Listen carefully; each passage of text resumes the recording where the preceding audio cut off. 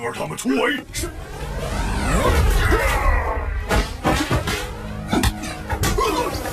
二姐就闭眼许愿。有人欺负你吗？不是，是早上我上街的时候。这个功法比回山拳容易修炼到4倍，为你们报仇了！海天，怪不得这个事会对他另眼相看。滚出去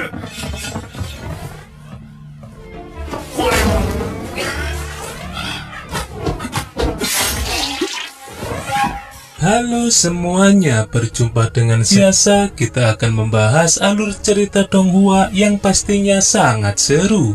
Donghua ini berjudul Shifang Wusheng. Cerita ini akan berfokus pada seorang MC yang bernama Wei He.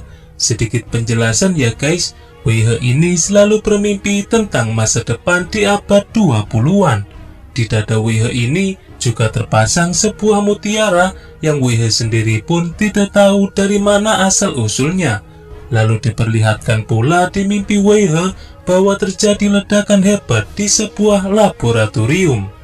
Jadi sampai di sini Lemet menyimpulkan bahwa Wei He sebenarnya memasuki sistem dunia lain atau entah apapun itu, namun tidak bisa keluar dan akhirnya kehilangan ingatannya. Boleh dikoreksi ya guys. Sementara di dunia ini yang berada di kota Feye sedang terjadi perselisihan antara keluarga Hong yang ingin merebut kota Feye dari aliansi 7 keluarga. Keduanya memiliki kekuatan yang seimbang sehingga membuat mereka ingin merekrut aliansi bela diri untuk memperkuat keluarga mereka masing-masing. Namun karena aliansi bela diri mengambil langkah untuk netral, membuat kedua pihak ini memiliki tantangan tersendiri. Nah, bagaimanakah kisah selanjutnya? Jangan lupa masuk ke ceritanya guys. Pada suatu hari di kota Feye, terlihat dua orang kakak Wei He, yaitu Wei dan Wei Ying, si kakak kedua. Wei Jun memiliki kemampuan bela diri yang cukup tinggi, sedangkan Wei Ying adalah sosok yang keibuan. Sedangkan orang tua mereka telah hilang beberapa tahun yang lalu, yang membuat Wei He selalu ingin ikut Wei Jun untuk mencarinya. Menurut penyelidikan Wei Jun akhir-akhir ini, dia merasa curiga bahwa orang tuanya itu hilang di kaki Gunung Shaoyang. Sementara di kota Feye ini sedang mengalami krisis besar-besaran sehingga penduduk berjuang mati-matian demi uang. Bahkan jika sudah sampai terdesak, mereka tidak akan ragu untuk menjual buah hati mereka menjadi budak. Juga tidak akan ada orang yang peduli karena sibuk mengasihani diri sendiri. Di awal perjalanan, Wei Jun merasa terkejut melihat adiknya yang bisa menunggangi kuda dengan terampil. Wei He pun menceritakan bahwa dia belajar ilmu perkudaan hanya lewat mimpi. Sementara di belakang sana terlihat seorang preman bernama Piao yang membuntuti mereka berdua untuk melakukan penyergapan. Karena Wei Jun ternyata sering menghalangi usaha Piao untuk melakukan penindasan terhadap penduduk. Di saat Wei Jun dan Wei He sudah dekat dengan Gunung Shaoyang, tiba-tiba datang seekor monster Johnny yang ingin memangsa mereka. Tentu mereka pun sontak melarikan diri. Di sini Wei He kebingungan karena tidak tahu harus berbuat apa dan merasa seakan menjadi beban bagi kakaknya yang terus berusaha melindunginya.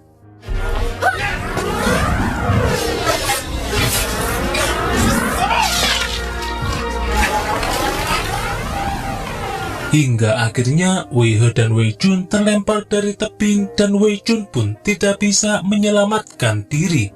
Melihat hal itu membuat Piao puas karena mengira jika kakak beradik itu telah tewas. Namun di tempat yang sama terlihat anggota keluarga Hong yang sedang mengejar mata-mata dari kultus Xiongju. Dan yang membuat Wei He tercengang adalah anggota keluarga Hong itu bisa mengalahkan monster Johnny hanya dalam sekali serang. Tragedi ini membuat Wei He sangat sedih. Dia berjanji akan menggantikan tugas sang kakak untuk melindungi keluarga Wei sekaligus mencari keberadaan orang tua mereka. Di sisi lain, anggota keluarga Hong barusan juga melapor kepada Tuan Muda tentang persekutuan antara aliansi 7 keluarga dengan kultus Yongzhou. Di sini diperlihatkan bahwa Tuan Muda sedang merayu salah satu aliansi 7 keluarga, yaitu keluarga Cheng untuk bersekutu dengan keluarga Hong. Sang patriark keluarga Cheng yang bernama Zheng Xing memiliki peran penting dalam aliansi 7 keluarga sebagai agen pengirim barang, sekaligus peternak daging monster. Tak lama kemudian, pertemuan mereka rupanya sudah diketahui oleh mata-mata aliansi 7 keluarga sehingga terjadilah perkelahian. Beruntungnya, pasukan keluarga Hong mampu mengatasi mereka hanya dalam hitungan menit. Melihat kekuatan keluarga Hong itu, membuat Zheng Xing menyetujui persekutuan secara diam-diam. Lagi pula, keberadaan keluarga Cheng di aliansi 7 keluarga mulai digerus oleh keluarga lain yang lebih kuat. Kembali ke desa Weihe, terlihat Biao yang sangat nafsu kepada Wei Ying karena memiliki fisik yang menggoda. Biao merasa sangat leluasa karena mengira jika Wei Chun sudah mati. Sedangkan Wei He hanyalah pemuda yang tak berguna sehingga tidak akan jadi masalah. Tak lama kemudian terlihat 3 orang murid dari perguruan Huishan yang bernama Jiangsu, Xiao Jiu, dan Jiang Yan. Entah mengapa Xiao Jiu merasa tersentuh melihat tatapan Wei He, yang membuat Biao memutuskan untuk kabur karena perguruan Huishan sangatlah disegani. Wei He pun jadi teringat perkataan kakaknya bahwa Wei Chun sangat ingin menjadi murid di perguruan tersebut. Di mimpi Wei He pun juga seakan memberi petunjuk untuk berguru di sana. Keesokan harinya Wei He segera berangkat untuk mendaftar. Di sana terlihat sang guru besar bernama Fu Gui dan anaknya bernama Jing Er yang sedang menyaksikan sparring sesama murid, yaitu Xiao Zhu melawan Xiao Ran, yang mana mereka sama-sama di level kulit batu. Namun Xiao Ran jauh lebih kuat karena bakatnya. Bahkan dia mampu di level ini hanya dalam waktu 6 bulan saja. Tidak seperti pada umumnya yang membutuhkan waktu bertahun-tahun. Setelah itu, Wei He mendaftar menjadi murid sambil menunjukkan semua uang yang ia miliki. Meskipun Fu Gui sempat menolak karena kualifikasi Wei He yang sangat rendah, tapi dia akhirnya mau menerima karena Wei He menunjukkan kesungguhan dalam dirinya. Di dalam perguruan ini dibagi menjadi beberapa kualifikasi, mulai dari terendah yaitu level kulit gilas, kulit sapi, kulit batu, dan kulit besi. Sedangkan di ranah spiritual terdapat beberapa tingkat yang setiap tingkatnya terdiri dari 3 tahap. Setelah menjelaskan panjang lebar, Jing Er memberikan catatan latihan pertama untuk Wei He. Akan tetapi, Wei He harus merebutnya dari tangan Jing Er. Tentu dengan level bela dirinya yang masih 0 membuat Wei He menggunakan cara lain, yaitu menyiram abu untuk mengganggu pandangan Jing Er. Setelah catatan didapatkan, Xiao Zhu segera membimbing Wei He untuk berlatih tinju Huishan. Dan ternyata untuk menjadi murid pribadi harus mencapai kualifikasi kulit sapi terlebih dahulu. Tanpa membuang waktu, Wei He pun segera melakukan latihan tinju Huishan tahap pertama, yaitu mencelupkan tangannya ke dalam pasir panas. Ketika melakukannya, guru dan para senior merasa terkejut karena Wei He mampu bertahan dalam waktu yang sangat lama. Di saat istirahat makan, perguruan Huishan menyediakan makanan bergizi dan juga daging monster untuk meningkatkan kualifikasi. Daging monster ini sudah seperti daging wagyu karena harganya sangat mahal. Di antara 7 aliansi keluarga, hanya keluarga Xiao Jiu saja, yaitu keluarga Cheng, yang memiliki ilmu peternakan dan pemeliharaan daging monster. Hari demi hari, Wei He pun terus berlatih dengan tekun sesuai bimbingan dari Xiao Ju. Daging demi daging yang dimakan oleh Wei He cukup mengisi energi spiritual pada mutiara di dada Wei He. Yang mana mutiara itu sangat menentukan penerobosannya. Dan setelah 1 bulan berlatih, Wei He akhirnya telah mencapai level kulit gilas sepenuhnya. Pada suatu hari, Wei Ying lagi-lagi mendapat pelecehan dari komplotan Piao. Namun, ketika melihat Wei He sudah menjadi murid perguruan Huishan, dia pun tidak mau cari gara-gara lagi. Pada malam harinya, Wei He diam-diam ingin melenyapkan komplotan Piao karena takut jika terus melecehkan kakaknya di kemudian hari. Tapi betapa mengejutkannya, komplotan Piao rupanya sudah terbaring tak bernyawa. Wei He yang mengetahui itu pun sontak pergi meninggalkan mereka sembari bertanya-tanya. Dan ternyata mulai diketahui bahwa Piao adalah mata-mata dari kultus Xiongju yang bertugas mengamati aliansi 7 keluarga. Menurut penciuman dari serangga Xiongju, kematian Piao tersebut disebabkan oleh serangan dari wanita misterius, di mana wanita misterius ini mulai menteror anggota kultus Xiongju akhir-akhir ini. Beberapa bulan kemudian, tibalah waktu seleksi para murid level kulit sapi, yang mana tes ini adalah penentuan seorang murid untuk menjadi murid pribadi. Apabila gugur, maka dia harus beranjak dari perguruan. Tentu ini bukanlah perkara yang mudah. Terbukti dari banyaknya murid baru, hanya ada 3 orang saja yang lolos dari evaluasi pertama termasuk Wei He. Evaluasi berikutnya adalah menerima pukulan dari Xiaoran di level kulit sapi dan tidak boleh keluar dari arena. Dari ketiga murid baru, hanya Wei He yang bisa bertahan karena dia melakukan penerobosan ke level kulit sapi di saat itu juga. Sehingga Wei He kini diresmikan menjadi murid pribadi perguruan Huishan. Fugui kemudian memberitahukan pantangan dari murid pribadi, yaitu tidak boleh berurusan dengan konflik luar, termasuk perselisihan antara aliansi 7 keluarga melawan keluarga Hong. Setelah diterima, Wei He bergegas pulang untuk memberi kabar kepada Wei Ying. Dia menjelaskan bahwa Wei Ying tidak perlu khawatir lagi karena kini juga bisa ikut tinggal di Huishan. Tak lama kemudian datang Jian Yang bersama dengan Xiaoran untuk mengajak Wei He ngopi sekaligus merayakan diterimanya Wei He menjadi murid pribadi. Akan tetapi Wei He menolak ajakan tersebut karena sudah diajak duluan oleh Xiao Ju, yang rupanya tujuan Jiang Yan sebenarnya adalah untuk mengajak Wei He bergabung dengan keluarga Jiang seperti Xiaoran. Di markas pengawal Yonghe yang dipimpin oleh keluarga Cheng, terlihat Wei He yang bersemangat untuk bergabung dengan pengawal Yonghe, karena dia sudah percaya sepenuhnya kepada Xiao Ju yang selalu ada untuk membimbingnya.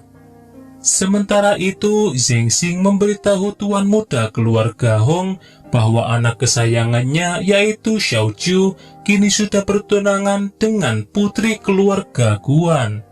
Yang mana dari aliansi 7 keluarga, hanya keluarga Guan saja yang ahli membuat racun.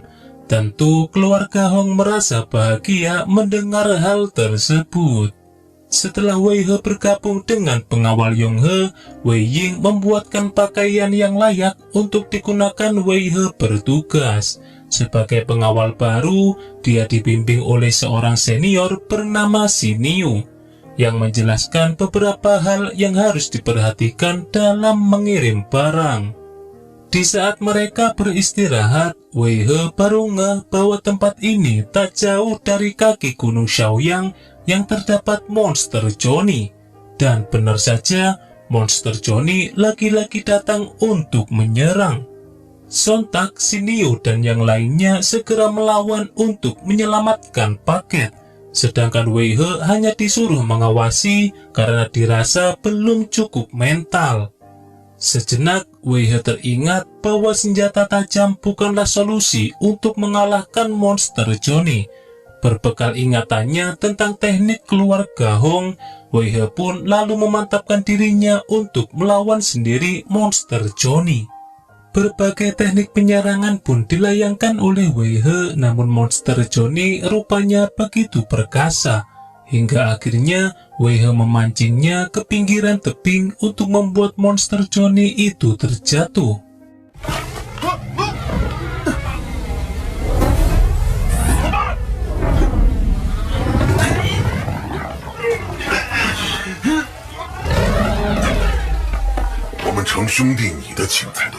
Keesokan harinya, tibalah mereka di tempat tujuan, yaitu desa Changfeng.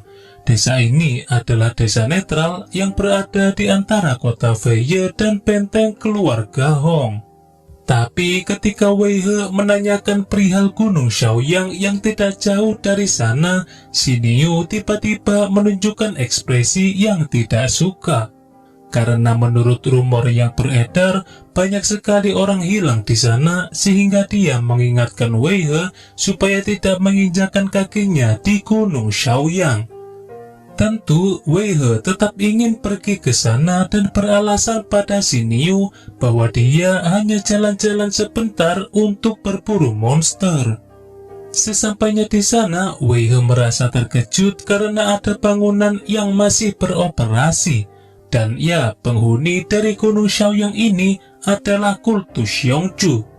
Terlihat ada dua anggota yang sedang membuang jenazah budak. Mereka tengah mengeluh bahwa pasokan budak ini mulai menipis akibat adanya wanita misterius yang mengganggu aksi mereka. Melihat banyaknya jenazah budak, Wei He merasa overthinking nih, jika jangan-jangan orang tuanya telah menjadi korban. Namun tak lama kemudian, serangga pencium berhasil mendeteksi keberadaan Wei He yang dicurigai sebagai rekan wanita misterius, sehingga pertarungan pun tidak terelakkan lagi. Dengan keterampilan Wei He yang sudah belajar tinju Huishan, tentu para musuh itu bukanlah halangan yang berarti.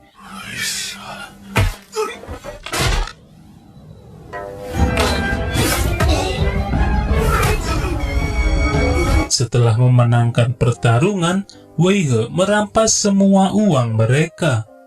Sementara itu, ketua kultus Yongzhu mendapat undangan makan malam dari keluarga Hong untuk bekerja sama. Akan tetapi, kultus Yongzhu menolak karena sudah bekerja sama dengan aliansi 7 keluarga. Keesokan harinya di markas pengawal Yonghe, rekan-rekan Wei He menceritakan aksi heroik Wei He dalam melawan monster Johnny. Hal itu membuat Yang Xing penasaran dengan sahabat putranya tersebut. Setelah berkenalan, Zheng Xing merasa bangga kepada Xiao Zhu karena bisa menemukan sahabat yang rendah hati. Dan sebagai penghargaan atas aksinya, Zheng Xing memberi banyak daging monster kepada Wei He. Dan setelah itu, Wei He menceritakan kalau orang tuanya hilang di Gunung Shaoyang dan meminta tolong kepada Zheng Xing supaya mencari informasi. Namun, Zheng Xing rupanya sudah tahu jika di sana dihuni oleh sekte jahat yang kini sedang bersekutu dengan keluarga Jiang. Sebagai salah satu patriark dari aliansi 7 keluarga, Zheng Xing tentu mengutuk persekutuan itu. Oleh sebab itulah, Zheng Xing membelot kepada keluarga Hong karena keluarga Jiang makin kesini makin ingin menguasai kota Feiye seorang diri. Sekembalinya ke perguruan Huishan, terlihat Fu Gui sedang ingin mengetes Xiaoran yang katanya sudah menerobos kultivasi tingkat 2 tahap awal. Pengetesan itu disaksikan secara langsung oleh semua murid karena baru kali ini Fu Gui turun tangan menghadapi muridnya sendiri.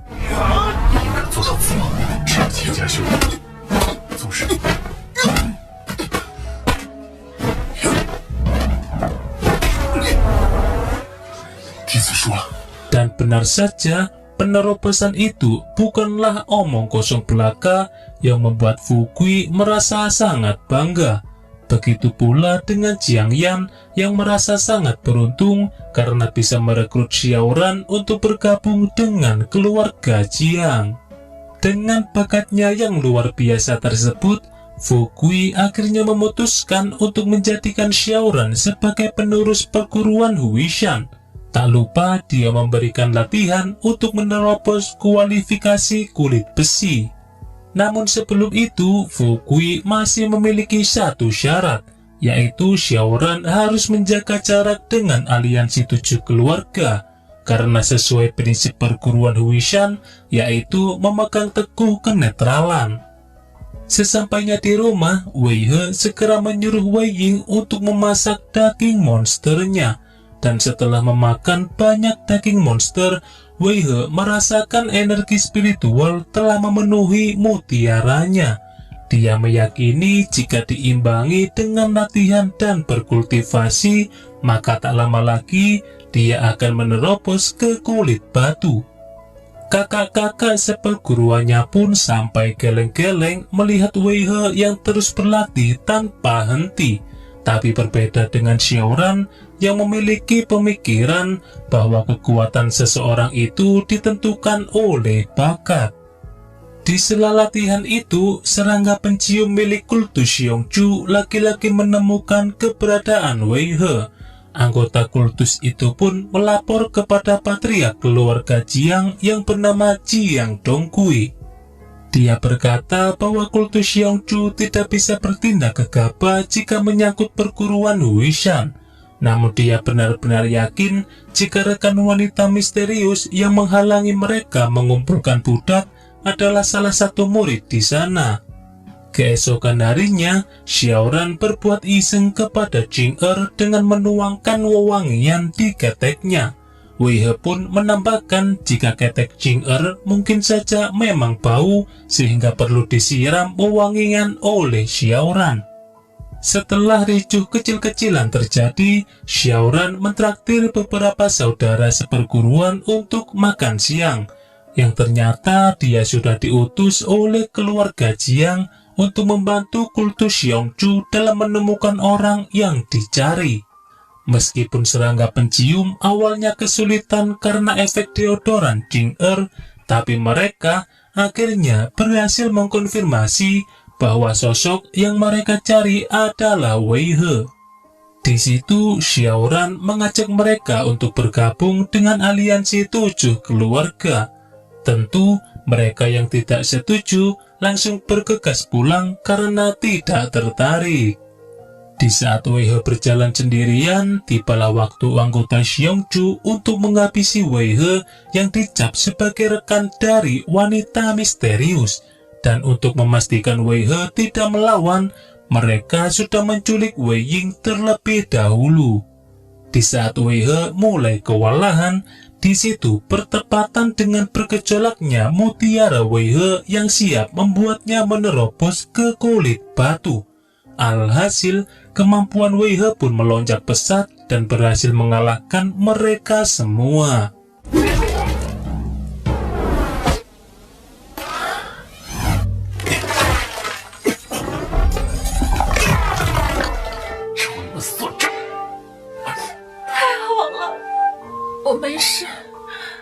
Lalu di sini diketahui bahwa wanita misterius yang menteror kultus Xiongju ternyata adalah Wei Chun, si kakak pertama Wei He, di mana dia bergabung dengan keluarga Hong dan menggunakan nama samaran sebagai Zenji. Dan setelah Zenji berhasil menghabisi semua anggota kultus Xiongju di kota Feiya, Tuan Muda Guru Heng kemudian menyuruh bawahannya untuk menyebar rumor bahwa anggota kultus itu telah ditumpas oleh aliansi 7 keluarga. Hal itu dilakukan untuk mengadu domba mereka. Pada malam harinya, di tempat perkelahian Wei He barusan, Xiaoran menghabisi salah satu murid perguruan untuk menggantikan Wei He supaya misi kultus Xiongju tidak dianggap gagal. Setelah bertemu lagi dengan Wei He, Xiaoran akhirnya mengaku bahwa dia telah diutus keluarga Jiang untuk membantu kultus Xiongju dalam menghabisi nyawa Wei He. Mendengar hal itu, Wei He pun berbohong bahwa yang mengalahkan anggota kultus Xiongju bukanlah dirinya sendiri, melainkan rekannya dari keluarga Hong. Beralih ke lain tempat, keluarga Jiang dibuat kebingungan akibat rumor yang mengatakan bahwa keluarga Jiang telah mengkhianati kultus Xiongju. Tentu hal ini tidak bisa dia anggap remeh, karena kultus Xiongju masih dibutuhkan untuk melawan benteng keluarga Hong. Jadi Dong Kui mengutus Jiang Yan secara langsung agar pergi ke Gunung Shaoyang dan memberi klarifikasi, juga membawa banyak budak sebagai tanda ketulusan. Kembali ke Wei He, Xiaoran mengatakan bahwa dia kini sedang bimbang karena keluarga Jiang mulai melemah. Oleh karena itu, dia ingin bergabung dengan keluarga Hong saja seperti Wei He. Xiaoran juga menceritakan bahwa dia sudah menghabisi seseorang dan lalu melapor kepada keluarga Jiang bahwa rekan wanita misterius telah berhasil dibunuh, sehingga Wei He tak perlu khawatir akan diincar oleh kultus Xiongju. Mendengar hal tersebut, Wei He tentu merasa lega. Namun yang harus ia pikirkan kali ini adalah merekomendasikan Xiaoran ke keluarga Hong, yang padahal Wei He sebenarnya tidak tahu apa-apa. Seusai perbincangan itu, Xiaoran tiba-tiba didatangi oleh anggota keluarga Hong yang langsung saja menghajarnya tanpa ampun. Sementara di sisi lain, Wei He menceritakan penerobosannya ke kulit batu. Fukui pun lalu memerintahkan Xiaoran untuk mengetes adik perguruannya itu.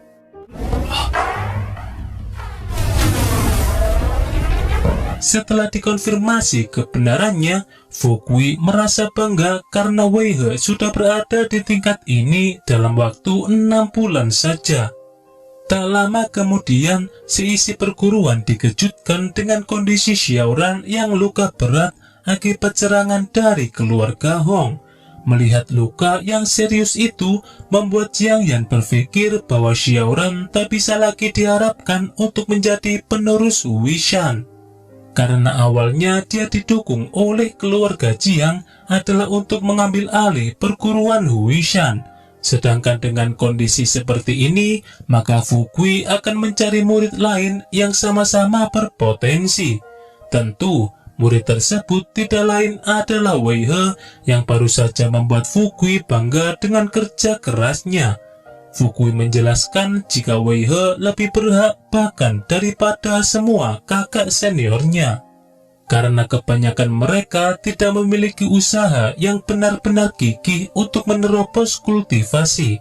Selain itu, mereka juga memiliki hubungan dengan konflik, sehingga akan bertentangan dengan ajaran aliansi bela diri.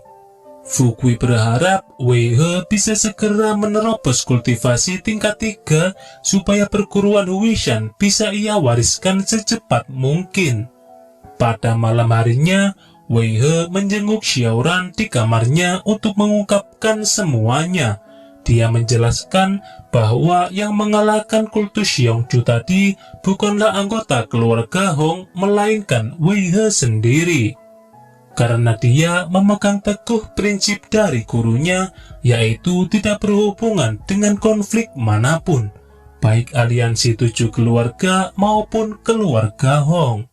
Keesokan harinya, Wei He mulai dibimbing langsung oleh Fukui untuk menguasai tinju Wuishan lebih dalam. Dia berkata jika penerobosan ke kulit besi itu ditandai dengan munculnya 9 titik bunga merah di kedua tangannya. Beberapa bulan kemudian, Wei He berlatih dengan serius sampai-sampai tubuhnya mengalami transformasi yang signifikan. Tapi di samping itu, benteng keluarga Hong makin menjadi-jadi dan menghabisi banyak orang penting dari aliansi 7 keluarga. Dong Kui akhirnya terpaksa merendahkan diri untuk mengajak keluarga Han bergabung karena aliansi 7 keluarga makin melemah. sementara Jiang Yan akan mencoba merayu Wei He lagi supaya mendapat dukungan dari Hui Shan apabila dia nanti sudah menggantikan Fukui. Dalam acara ngopi bersama Wei He itu, Jiang Yan ditemani oleh pengawal khusus karena takutnya akan ada serangan mendadak. Jiang Yan lalu memulai penawarannya, yaitu jika Wei He mau bergabung, maka dia akan mendapat gaji bulanan berupa uang, daging monster, juga pasukan khusus yang bisa ia pimpin. Bayaran itu ratusan kali lipat lebih banyak dari yang diberikan oleh keluarga Cheng sebagai pengawal Yonghe. Akan tetapi, Wei He tetap dengan pendiriannya untuk memegang amanah Fukui, yaitu tidak terlibat konflik. Beberapa detik setelah obrolan tersebut, tiba-tiba datang penyusup dari keluarga Hong yang langsung saja mengincar Jiang Yan. Tentu sebagai saudara seperguruan, Wei He dan yang lainnya tidak akan membiarkannya. Meskipun penyusup dari keluarga Hong itu bertarung beringas, mereka akhirnya bisa ditumbangkan berkat racun yang dibawa oleh Xiao Ju.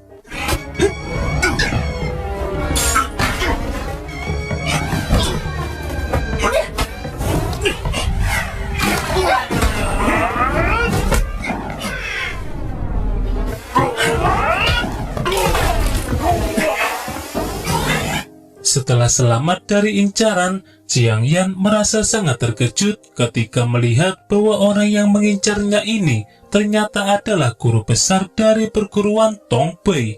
Dia pun mulai curiga jika aliansi bela diri kini tidak netral lagi dan berpihak ke keluarga Hong. Yang ternyata itu sudah direncanakan oleh tuan muda keluarga Hong, karena dia berpikir bahwa keluarga Jiang tidak akan tinggal diam. Dan benar saja, Dong Gui segera memerintahkan Jiang Yan untuk pergi ke kultus Xiongju guna membicarakan peperangan dengan keluarga Hong. Keesokan harinya, Xiao Ju memperkenalkan tunangannya kepada Wei He dari keluarga Guan yang bernama Guan Ye. Keluarga Guan ini juga cukup disegani di kota Feye karena memiliki keahlian dalam membuat racun.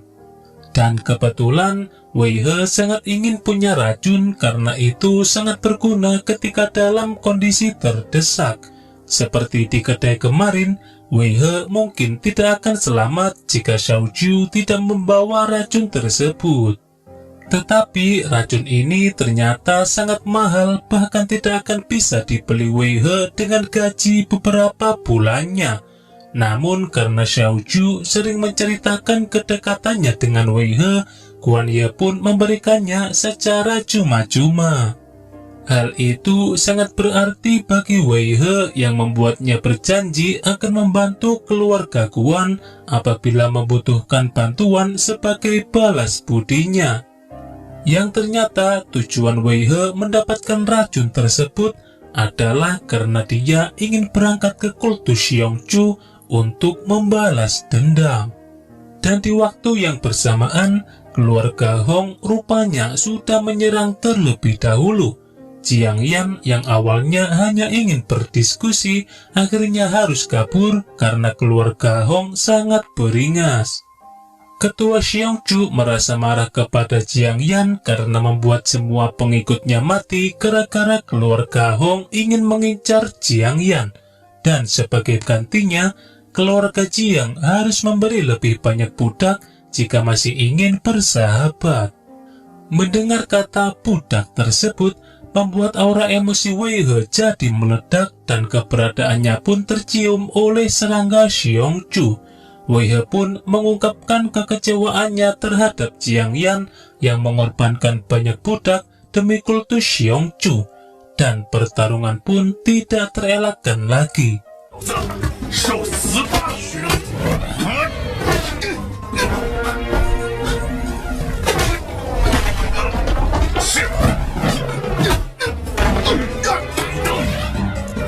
Ketua Xiongju akhirnya berhasil disudutkan dengan racun milik keluarga Guan. Mengetahui bahwa kedua orang tua Wei He kemungkinan sudah meninggal, Wei He pun langsung mengakhirinya dan kemudian lanjut ke Jiangyan. 死海帮报仇了！ Setelah membasmi mereka semua, Wei He merampas uang beserta benda-benda berharga, salah satunya adalah latihan jurus telapak bukit. Lalu membuang mayat ketua Xiongzhu sekaligus Jiangyan supaya keluarga Guan tidak terlibat masalah akibat Wei He melakukan aksinya menggunakan racun keluarga Guan. Namun sialnya, mereka masih saja bisa ditemukan oleh tuan muda keluarga Hong. Dia lalu menyuruh anak buahnya supaya memindahkan mereka ke tempat ramai supaya dilihat banyak orang. Tujuannya tidak lain adalah untuk mengadu domba keluarga Jiang dengan keluarga Guan. Melihat kematian anaknya itu membuat pikiran Dong Gui menjadi gelap. Dia bersama patriark keluarga Han yang bernama Han Tong kemudian berencana melenyapkan keluarga Guan sekaligus keluarga Cheng yang sudah berpihak pada keluarga Hong. Beberapa hari kemudian, tanda bunga merah akhirnya mulai muncul di kedua tangan Wei He. Tapi sayang, kultivasinya masih stuck di tingkat 2. Hal itu membuat Fugi menilai bahwa Wei He masih kurang bakat. Tak lama kemudian, perguruan Huishan dikejutkan dengan kabar pulihnya Xiaoran. Fugui pun langsung turun tangan untuk mengetes kebenarannya. Dan setelah dikonfirmasi, Fugui kembali lagi untuk menjadikan Xiaoran sebagai penerus perguruan. Entah mengapa, Wei He tiba-tiba memiliki firasat buruk, bahkan membuat tidurnya tidak nyenyak. Menurut petunjuk dari mimpinya, Wei He akhirnya menemukan cara untuk menerobos ke tingkat 3, yaitu melatih telapak bukit terlebih dahulu karena memiliki metode yang lebih mudah. Jika sudah mencapai tingkat 3 di ranah itu, maka Wei He pasti lebih mudah menerobos tinju Huishan di tingkat yang sama. Keesokan harinya, keluarga Jiang memulai aksinya. Dia menjebak Zheng Xing dengan dalih titip barang, dan lalu menghabisi mereka di hutan belantara dibantu oleh pasukan gigi raksasa. Seketika itu, kota Feiye merasa kehilangan sosok penting yang selalu baik kepada mereka, terlepas dari pembelotan keluarga Cheng yang berpihak pada keluarga Hong. Wei Ying pun segera pulang ke rumah untuk memberitahu berita ini kepada Wei He. Sontak Wei He segera meluncur ke kediaman keluarga Cheng untuk menemui Xiao Jiu. Di kediaman keluarga Cheng, terlihat Dong Gui yang meminta ganti rugi akibat pengawal Yong He gagal dalam mengirim barangnya, yang mana barang itu dirampok yang membuatnya rugi ribuan tael emas. Sedangkan seluruh harta yang dibayar oleh Xiao Jiu masih kurang 700 tael emas. Dong Gui pun mendesak Xiao Jiu untuk memberikan tanah wilayah markas Yong He sebagai gantinya. Beruntungnya, Wei He datang tepat waktu untuk membantu sahabatnya itu. Dia langsung memberi uang senilai 1000 tael emas hasil merampas harta milik kultus Xiongzhu. Sehingga Xiao Jiu pun kini terbebas dari kelicikan Dong Gui. Dia merasa beruntung karena bisa berteman dengan Wei He yang baik hati. Namun demi keamanan keluarganya, Xiao Jiu memilih meninggalkan kota Feiye untuk bergabung dengan kerabatnya sambil meneruskan peternakan daging monster. Xiao Jiu juga mengingatkan Wei He supaya terus bersifat netral supaya tidak memancing bahaya, karena menurut penyelidikan Xiao Jiu, kematian ayah bersama rekan-rekannya itu disebabkan oleh pasukan gigi raksasa yang kini sudah berpihak pada aliansi 7 keluarga. Sebelum berpisah, Xiao Jiu memberikan 3 benda penting. 1. Giok pengenal supaya bisa memasuki kota lain. 2. Peta jalan tikus. dan 3 teknik latihan milik keluarga Cheng yang sulit dipelajari. Tak lama setelah itu, Guan Ye mengundang Wei He ke sebuah kedai. Dia berkata bahwa aliansi 7 keluarga pasti akan melenyapkan keluarga Guan juga seperti keluarga Cheng. Guan Ye bahkan dilarang untuk berhubungan lagi dengan Xiao Jiu demi kepentingan bersama. Untuk itu, Guan Ye memberi berbagai jenis racun kepada Wei He sebagai ucapan terima kasih karena telah membantu Xiao Jiu di saat dia tidak bisa mendampinginya. Di sisi lain, Xiaoran akhirnya kembali ke keluarga Jiang. Dong Gui menceritakan semua kejadian kepadanya karena Xiaoran akan menggantikan posisi Jiang Yan sebagai penerus. Sementara di kediaman Guan Ye, kakak Guan Ye memberikan instruksi untuk beranjak karena tim perisai berat yang menjaga keluarga Guan kini sudah berkhianat dengan berpihak pada keluarga Jiang. Kabar kepergiannya itu pun langsung didengar oleh tim perisai berat sehingga mereka segera meluncur untuk memulai aksinya. Kembali ke kedai, Wei He tampak merenung karena dia kini seakan sendirian tanpa ada teman. Padahal di tempat yang sama, Jiangsu dan Xiaoran kini sedang ngopi. Jiangsu meminta tolong pada Xiaoran supaya mau membantu keluarga Guan yang merupakan keluarga tunangan dari saudara seperguruan.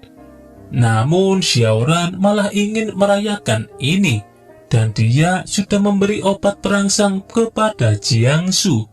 Meskipun mereka berdua sebenarnya saling memendam rasa, namun perasaan Jiangsu kini mulai berubah 180 derajat akibat kelakuan Xiaoran. Beruntungnya, Wei He segera menyadari hal itu ketika mendengar suara rintihan Jiangsu, sehingga terjadilah sebuah pertarungan yang tidak terhindarkan.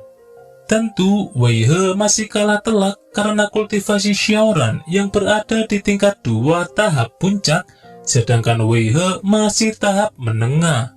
Tetapi, berkat energinya yang sudah memenuhi mutiara, dia pun berhasil menerobos ke tingkat 3 dan lalu membalikkan keadaan.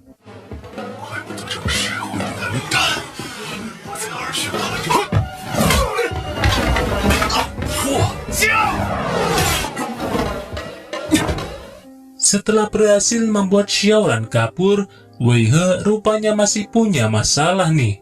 Karena nafsu Jiangsu rupanya sudah tidak terkontrol. Untungnya Wei He masih kuat iman dan kemudian membawa Jiangsu kepada Wei Ying. Lalu Wei He segera menyusul Guan Ye setelah mengetahui bahwa kediamannya sudah porak-poranda. Di sebuah jalanan sepi, Guan Ye dan kakaknya nampak kesulitan melawan tim perisai berat karena racun yang ia bawa sangat terbatas.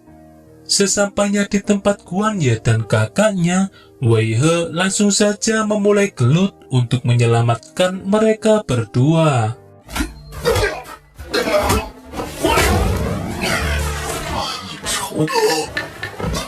Akibat jasa Wei He tersebut, Guan Ye memberikan salah satu latihan milik keluarga Guan yang berguna untuk mengidentifikasi racun pada daging monster.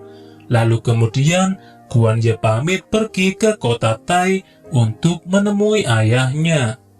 Beberapa saat seusai pertarungan itu, tuan muda keluarga Hong dan para anak buahnya melakukan investigasi. Salah satu anak buahnya menemukan kejanggalan, di mana meskipun tim perisai berat ini mati akibat racun, tapi perisai milik si ketua rupanya terbelah menjadi 2. Dia menduga bahwa itu disebabkan oleh pukulan yang keras seperti ciri khas pada tinju Huishan. Keesokan harinya, guru besar dari perguruan Feishong yang bernama Tian Sheng mengundang semua guru besar dari berbagai perguruan karena ada hal penting yang harus dibicarakan demi kebaikan sekte bela diri. Tapi di pertemuan itu, salah satu guru besar dari perguruan Tiesha rupanya sedang diburu oleh orang tak dikenal. Kembali ke percakapan, Tiansheng membeberkan banyak tentang masalah konflik yang intinya aliansi bela diri sekarang harus mulai membuka pikiran. Karena jika terus bersikap netral, itu sama saja dengan menunggu kehancuran. Oleh karena itu, dalam pertemuan ini, Tiansheng mengundang tuan muda keluarga Hong juga untuk berdiskusi. Tuan muda keluarga Hong yang bernama Hong Ran ini mengingatkan bahwa siapapun yang memihak pada aliansi 7 keluarga maka akan menjadi musuh keluarga Hong. Tapi dia memberikan kemudahan bagi aliansi bela diri, yaitu apabila mereka mau hidup aman, maka mereka dipersilahkan tinggal di wilayah keluarga Hong walaupun tanpa memihak. Kalaupun masih tidak mau, mereka setidaknya harus pergi dari kota Feiye karena konflik keluarga Hong dengan aliansi 7 keluarga akan pecah. Tak lama kemudian, seorang murid memberi kabar akan kematian guru Tiesha di tangan aliansi 7 keluarga. Hal itu membuat Fugi merasa sangat murka. Dia mengeluarkan semua murid yang berhubungan dengan aliansi 7 keluarga, termasuk Xiaoran, dan lalu mengangkat Wei He sebagai penerus karena kesetiaannya memegang prinsip aliran bela diri tidak perlu dipertanyakan, dan dengan penerobosan kultivasinya di tingkat 3, maka perayaan pengangkatan Wei He harus segera dilaksanakan. Akan tetapi, Fugui rupanya punya tujuan lain di balik perayaan tersebut. Dia sedang merencanakan sesuatu untuk menyelamatkan para murid sekaligus keluarga mereka. Mendengar kabar tersebut, Dongqi kemudian memberi Xiaoran satu pasukan untuk mengawasi langsung perayaan itu. Kemudian menghabisi mereka apabila ada pergerakan yang mencurigakan. Keesokan harinya, seluruh perguruan dari aliansi bela diri mulai berkumpul.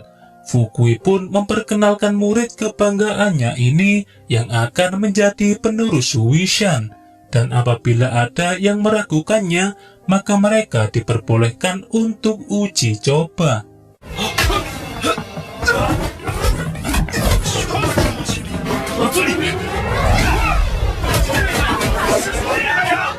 Dan disinilah rencana Fugui dimulai, di mana setelah menghabisi mata-mata, para murid perguruan akan beranjak pergi dengan keluarga mereka melalui pintu belakang. Xiaoran kemudian melapor kepada Dongqi bahwa aliansi bela diri sedang melarikan diri untuk meminta perlindungan dari keluarga Hong. Mendengar hal itu, Dongqi sontak mengutus seluruh pasukan untuk bergerak mengejar mereka sebelum pasukan keluarga Hong datang. Kembali ke pelarian aliansi bela diri, pemikiran para guru besar mulai terbelah. Sebagian ada yang ikut Fugui ke sekte Wuxi, dan sebagian lagi ada yang ikut Tiansheng untuk menuju wilayah keluarga Hong. Namun tiba-tiba, pasukan aliansi 7 keluarga yang dipimpin oleh Han Tong kini telah tiba. Tiansheng pun lalu menyalakan suar supaya pasukan keluarga Hong segera datang. Namun tak sampai di situ, pasukan gigi raksasa juga sudah datang dan menghabisi murid perguruan secara membabi buta. Wei He dan Wei Ying sempat ketinggalan karena Wei He sibuk menahan pasukan, yang akhirnya terjadilah baiwan antara Wei He melawan Han Tong. Tak lama kemudian, Fugui mengambil alih pertarungan itu dan mempercayakan Wei He untuk membawa Jing Er pergi ke tempat aman, dan pertarungan pun dimulai. Sementara itu, Wei He memutuskan untuk memberi racun pada Jing Er dan Wei Ying untuk menjaga diri. Sampai akhirnya mereka pun bertemu dengan para guru besar yang lain.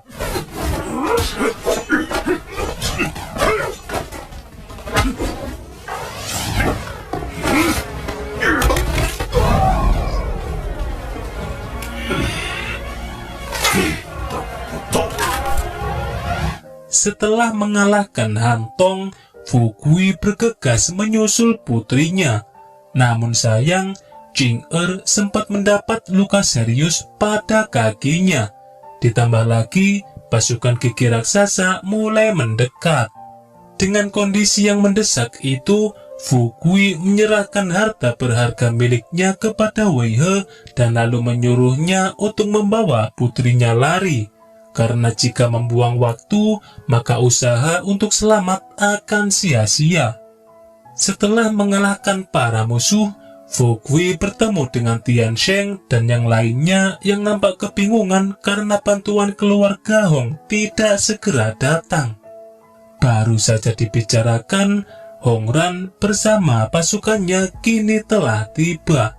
Kekuatan mereka benar-benar tak terhentikan bahkan oleh pasukan gigi raksasa sekalipun. Apalagi para guru besar aliansi bela diri juga turut andil. Setelah Wei He mengamankan Jing Er, dia menjelajah wilayah sekitar untuk mencari keberadaan Fu Gui dan rekan-rekan yang lain. Anehnya, terdapat banyak mayat keluarga Jiang yang sepertinya sudah mati dalam waktu yang lama oleh keluarga Hong. Wei He pun bertanya-tanya kenapa keluarga Hong menunda waktu untuk membantu aliansi bela diri. Di tempat peristirahatan, Jing Er tentu saja marah kepada Wei He yang tidak becus menemukan ayahnya.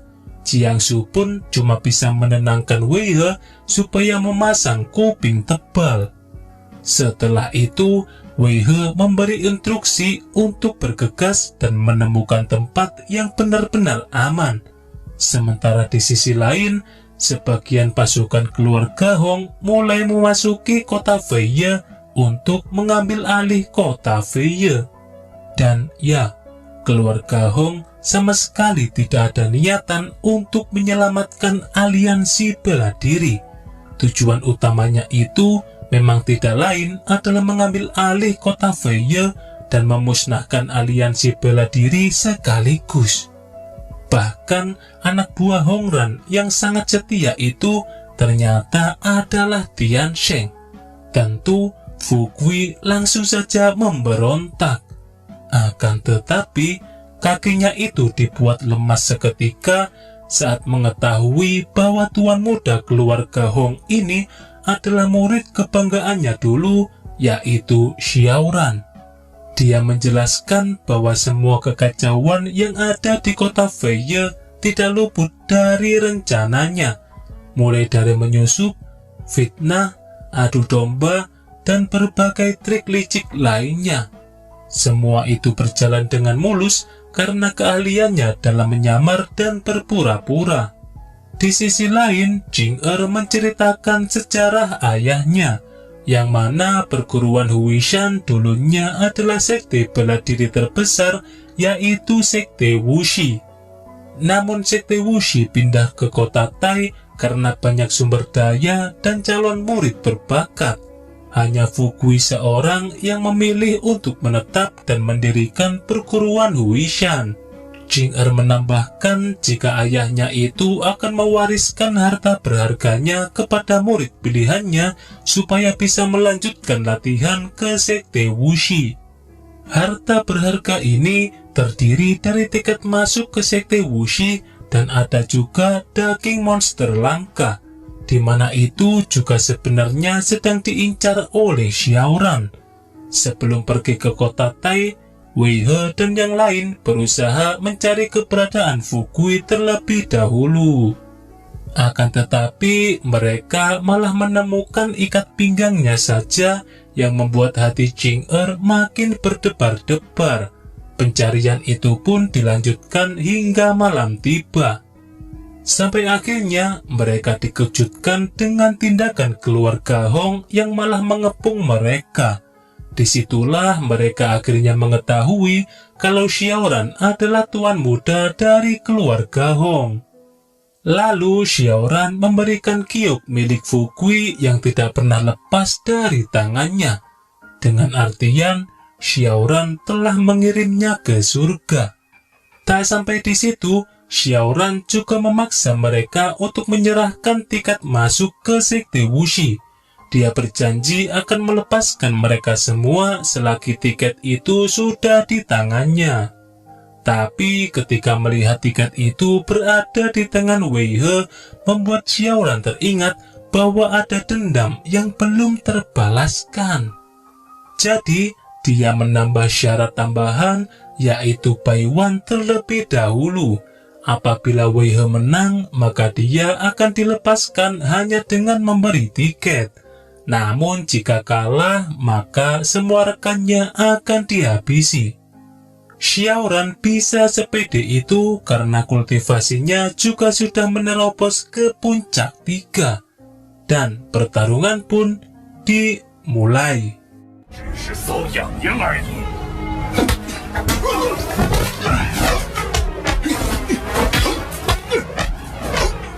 Wei He tentu tidak bisa mengalahkan Xiaoran dengan tinju Huishan yang kalah tingkat.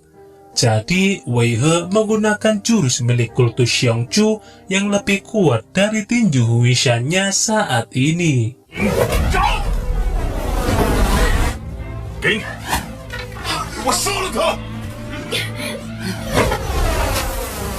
一波是对，二姐就闭眼许愿。 Akhirnya, Wei He berhasil mengalahkan Xiaoran dan lalu menjadikannya sebagai sandera.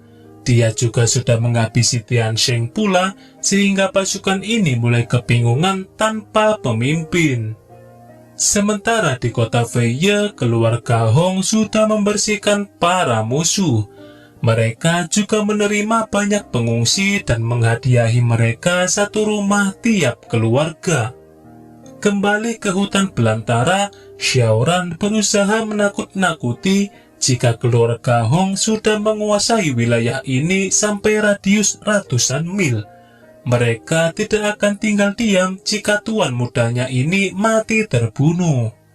Oleh karena itu, jika ingin selamat, mereka harus melepaskan Xiaoran. Dia juga menjamin bahwa keluarga Hong akan memberikan apa saja asal tuan mudanya dilepaskan. Akan tetapi, setelah semua yang dilakukan oleh Xiaoran membuat Wei He tidak peduli sama sekali dan memutuskan untuk melanjutkan perjalanan ke sekte Wuxi. 魏师弟，小人，你想啥呢？